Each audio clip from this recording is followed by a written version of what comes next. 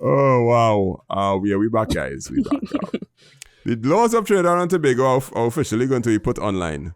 Just in case you didn't know, you can go online and get the laws of anything, the Motor Vehicles Act, the law of this, the law of that, and whatnot. But you may have outdated ones because the way the PDFs are shared, I think it wasn't official. Official meaning the Parliament website, I think, has all the laws and you could download the PDFs. But I'm not too sure if they were official. So here's the story. The government of Trinidad and Tobago is moving to place Trinidad and Tobago's laws in an official digital format alongside the traditional printed version, a change expected to save taxpayers millions spent printing legal volumes overseas. Here's what used to happen. Currently, when legislation is amended, pages must be removed from the printed volumes and replaced with updated pages in the red binders. So, if a law updates, they have to go and, first of all, get it printed away.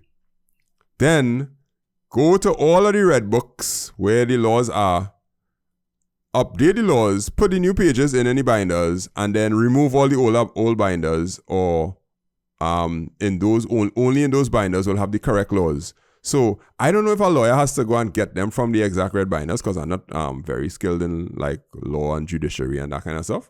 But basically, they had to pay. Listen to this. The 2006 edition printed in 2007 cost $13 million.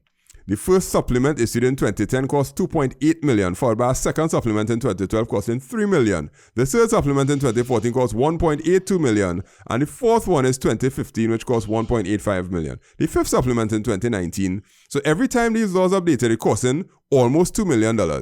So in the last 10 years, $24 million got spent changing the papers inside of our red binder. And that is why the laws now are going to be available online and updated online, and then they will be able to print it online, and those online laws will be available to anybody to use, including lawyers or whoever it is that have to use them. Because before, you couldn't quote a law if it didn't come from the red binder. And that's so strange to me that PDFs and verification of documents has been around for a very, very long time. But there was still a need to have these physical red binders as the only authoritative source of the law. Which I'm not too sure if I understand why it needed to be in the red binder. And, because maybe I'm thinking about it from too much of a digital standpoint. Like, what am I missing? I'm missing anything? Yeah, imagine it's 30 years ago with no internet and readily available PDFs or anything that I could just search it upon. So, yeah, how would you, as a lawyer 30 years ago, or the lay person or whatever, how are you going to look up a law or be for sure that, okay, this is what the law is? Okay. How are you going to do that 30 years ago? Like, why does it cost so much? Yeah, I was thinking, I need to get into the printing business. Printed on special paper.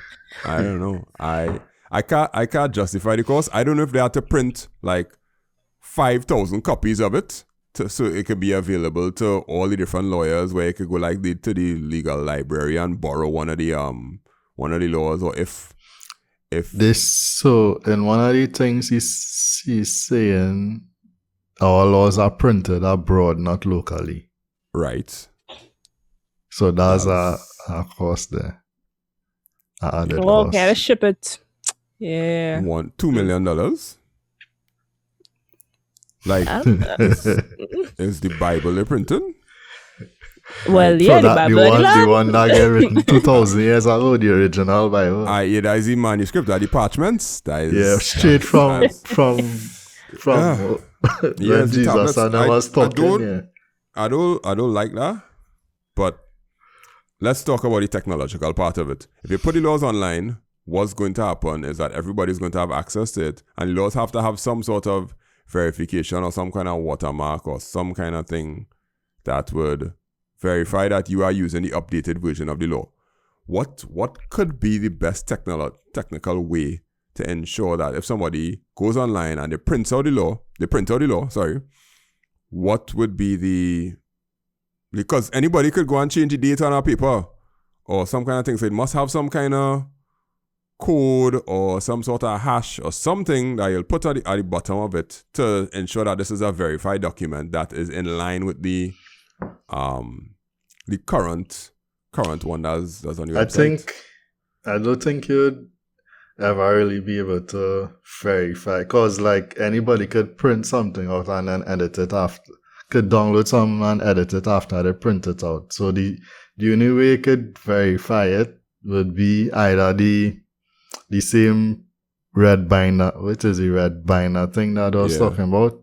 Okay, those printed versions are verified, and if you go to the site to this verified source particular link, however, that's what the law is. But anything in between, where somebody just print it out and have it here and be like, yeah, there's the law, because at that point you could edit it, you could add something, you could remove something. But they say it's gonna be updated online. Okay, so like for my payslip, there is a QR code on the payslip, and there is a hexadecimal, a kind of hash value at the bottom.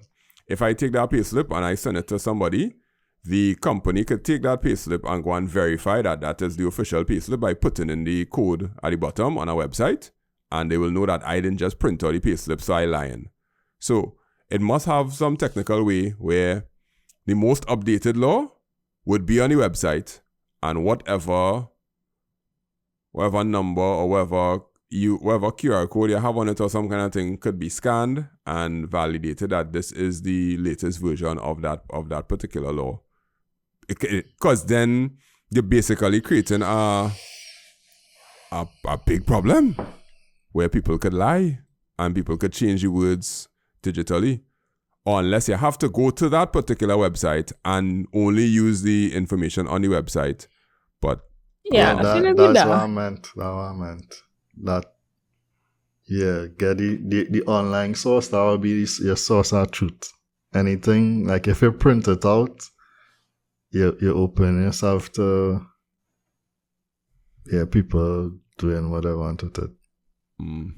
I would love to see how it actually came about, because if you go to search for the laws of Trinidad and Tobago now and put PDF, it will take you to the digital legislative library, and it's laws.gov.tt, and in there they have a bunch of pictures of libraries. But I'm not really seeing in any menu where you could, or when you click on digital library, they go to digital library, yeah. Right, yeah, and they have it in alphabetical order, and if you click on each one, you will get a PDF with a official update, revised edition, amendments. Yeah, they have a whole library of it there, but it just, you could download the PDF and use that PDF. So I'm guessing that this website will probably be the place, laws.gov.tt, and you have to go there and use it from the website. It just sounds very strange to me how you're going to update the law online and now you don't have to print the books anymore.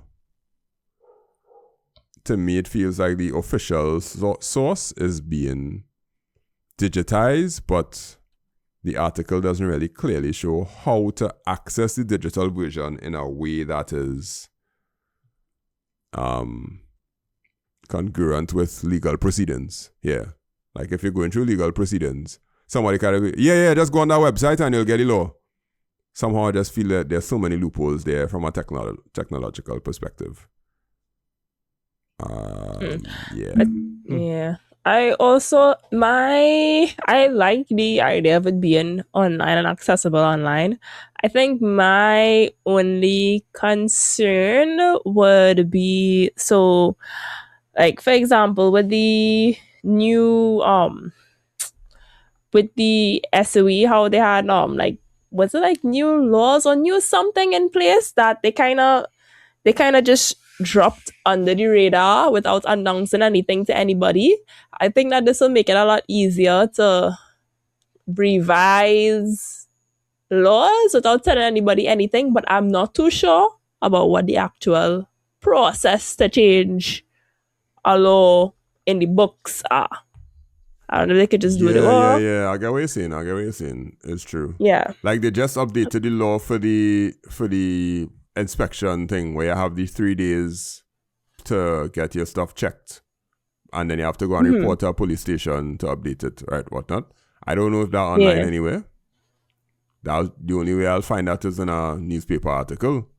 But maybe as soon as they make that update and they pass it in the Senate, then somebody will have the job now of going to the website and publishing a new PDF saying updated at this point in time.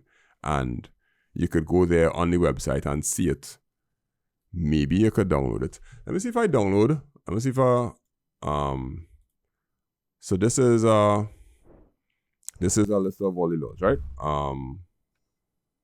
Let me look for... Okay, advertisements regulation.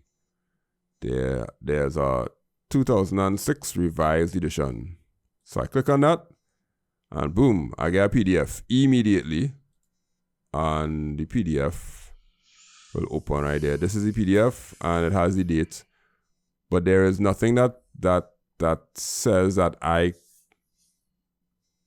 updated 31st December 2016. Unofficial version. They literally have the word unofficial version underneath it. What the official version gonna look like? Okay. Oh, that's the official version.